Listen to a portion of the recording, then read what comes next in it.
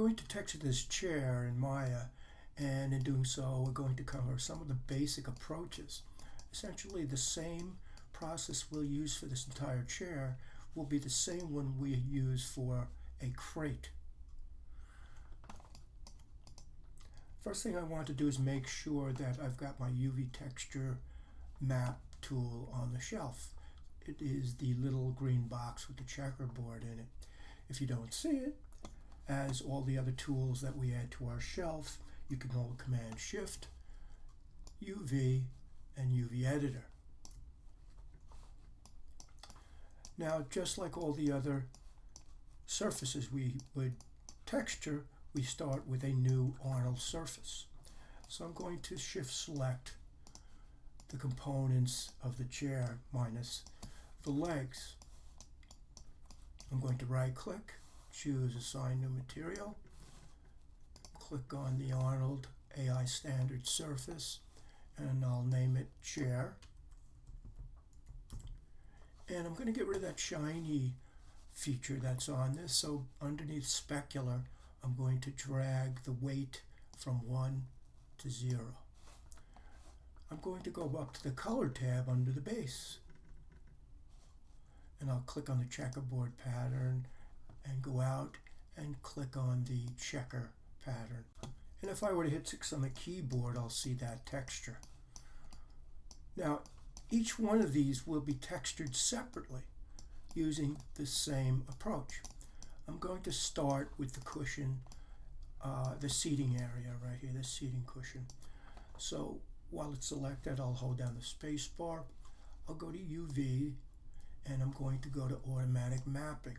And because it's essentially a box like the crate, it's going to map the texture UVs for me. Now, if I go to the UV editor, that's the little green box with the checkerboard, I can see now that I've got each of these pieces have been mapped out with the texture. And you'll notice that your checkerboard pattern looks pretty good, which means it's proportional as well. Now the next thing we needed to do was we needed to add a new shelf. You can see that there's a shelf here. Usually when you first start, there is this single shelf right along the edge of the UV editor as it comes into the visual part of the window. So in order to add a new shelf, you would go to View and you would choose Custom Shelf. And that would add this extra gray area. Now, just like the shelf in our user interface over here, we've got all our tools. I hold down the Command Shift to add the tool I want to use. In this case, we're going to go to Cut and Sew, and we're going to choose Move and Sew. And you'll see this little icon right here that is white and green, and then it's got a little underscore to it. So next I'm going to start to select the shells themselves so I can put them together by the edges. I'm going to right click and I'm going to choose Shell, and I'm going to click on one of the square ones. Now sometimes it gets a little messy with everything kind of crowded into this corner, so very often it pays moving these things out, and then afterwards you would just put it back into the corner that Photoshop sees, which is where that checkerboard is, and scale it to fit. I'm going to right click on this shape and I'm going to choose Edge, and you can see that as you roll over the edges they turn red, and there's a corresponding edge as well on the geometry or the UV map that is sharing the same edge.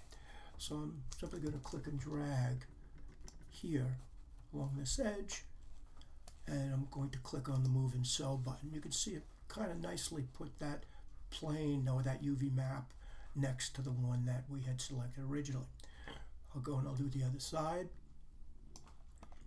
and I'll click Move and Sew. And now sometimes it's very hard to see what's going on up here and to select the right UV edges. You want to be very careful that you get just edges. So I'm going to start over here where it's easy to see the shape. I'll click and drag across this edge, and I'll click on Move and Sew, and then I'll click along this one, and I'll click on Move and Sew, and then I'll select this one. I want this one to attach over here, so I have all one piece. So I'll go over here, and if I grab over here on the far left, you'll see the corresponding selections here. So I'll select there, and I'll either click on Move and Sew or hit G, which is the repeat key for the previous function in Maya. Now my objective is to simply select the whole shell, and I'm going to move this outside the actual checkerboard area, which is over here. It gets pretty messy because what Maya will do is if I went in and mapped all the textures before moving them out and sewing them, they would all be stacked within this checkerboard. So each time we select a shape to use automatic mapping, we need to make sure that once we sew it, we leave it outside the corner until all the pieces have been put together. I'm going to select the next one under, and once again I'm going to go to UV and automatic mapping, and once again you can see there the pieces reside. Again, I would probably start by selecting one of the larger shells, moving it into another area, and now I'll right click, choose edge, and I'll click and select, and I'll go to Move and Sew. Now you can see it's down here and it's a little confusing, so I'll right click and use shell, click here, pull it out again, and once again I'll choose edge. Now there's no set way to sew these. The shape is insignificant. All you need to do is know that you want this laid out flat, and you want to put this together, because what will happen is the texture map will be more seamless if you move and sew. So select here, and I'm going to move and sew, and I'm going to come down and figure out, I guess I'll go here, and I'll click on Move and Sew. Now if I was to go to my object mode in my viewport and select those two pieces that I just texture mapped, you can see there they are. They're almost identical in shape. What I might do to optimize the corner of the checkerboard so that when I get into Photoshop I don't lose perhaps resolution on my texture map, I might go and click on this, and I might put this over here, and with my rotation tool I might place them right on top of each other, and that would mean I wouldn't have to scale down eventually all those pieces to fit inside the checkerboard pattern. I'm going to go and do the rest of these pieces, and then when we return we'll export this to Photoshop. I've gone and used automatic mapping to complete the other pieces, and if I go to my object mode in my viewport and I shift select those pieces, I have access to all the UV maps at once. I can move them separately or as a group. Our objective is to scale these down to fit inside that checkerboard so that Photoshop sees all these UV maps. I'm going to choose UV shell in the editor, and I'm going to marquee select them all, and I'll drag them over the checkerboard pattern, and then I'm going to scale them down to fit. And if I was to turn off the checkerboard pattern temporarily, you can see I've got them fitting in that first box here. Now sometimes it's hard to see the UV maps when you use the checkerboard, so I'm going to go up to View, and I'm going to choose Shaded, and you can see now it gives you a little bit of film so that you can see that texture or those UV maps a little bit easier. I'm going to go back to my viewport now that I've got it scaled the way I want, and I'm going to right click again and choose Object Mode. I'll deselect everything, and then I'll select each of these pieces of geometry holding the Shift key. Now remember, if you're not in the object mode, you'll get an error message when you go to Image and you create your UV snapshot. I'll browse to my project folder. I'll name this chair skin. I'll save it, and now I'm going to confirm that it's a PNG so that I get the wireframe UV on an alpha channel. And then the size is 1024 by 1024 is fine. Resolution could be higher if this were an important component in our animation or our game environment. Perhaps that would be 2048 by 2048, but that's something you would determine case by case. I'm going to click on Apply and Close. And if you don't get an error message at the bottom of the user interface, that means you were successful. If you did, it means you probably did not go to your object mode for the geometry before you shift selected. Now we're going into Photoshop and we'll texture this. I've opened up my UV map in Photoshop, and now all I need to do is get the texture I want to use. I picked a texture with a floral pattern, so I'm going to make a marquee selection of the area that's got the pattern, and I'll simply copy and paste and place it below the UV map layer.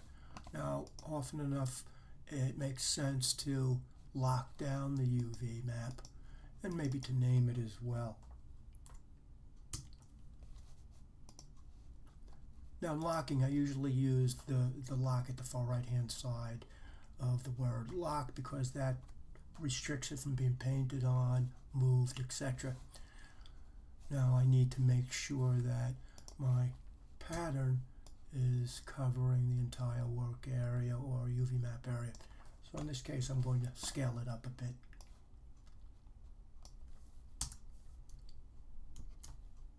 And I'll save it. And now we're going to return to Maya and place our texture on there.